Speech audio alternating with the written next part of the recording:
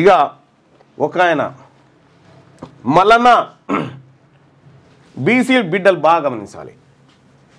మల్లన్న ఉద్యోగ నోటిఫికేషన్ల గురించి మాట్లాడు.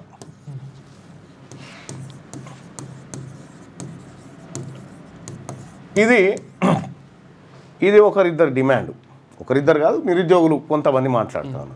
కానీ వస్తున్న ఉద్యోగాలలో ఈడబ్ల్యూఎస్ కోటా పేరు మీద అప్పనంగా ఎత్తుకపోతున్న అగ్రవర్ణాల కోసం కొట్లాడన్నా 42% రిజర్వేషన్ ఉద్యోగాలలో నా బీసీలకు అమలు కావాల్సిందే. 42 ఇప్పటికే 50-60 వేల ఉద్యోగాలు మా కళ్ళ ముంగట జారిపోయినాయి. మా బీసీ బిడ్డలకు అత్యధిక మార్కులు వచ్చిన ఉద్యోగాలు రాలేదు.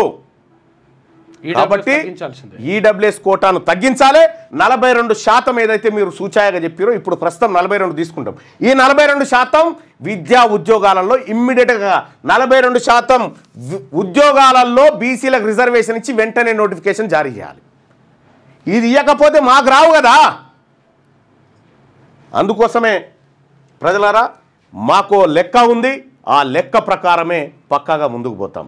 దయచేసి ఇంకా ఇప్పుడు ఎవరైనా తీన్మార్ మల్లన్న దగ్గర 2000 కోట్లు ఉన్నాయంటే అరే ఒక 0 యాడ్ చేయరు ప్లీజ్, ఐఎమ్ రిక్వెస్టింగ్. ఇంకొక 0 యాడ్ చేయరు, కనీసం 20,000 కోట్లు అయితే దాన్ని ఎట్లనే చేసి ఒక 0 తీసేస్తారంటే బాగుండదు. చూడరు సుమా.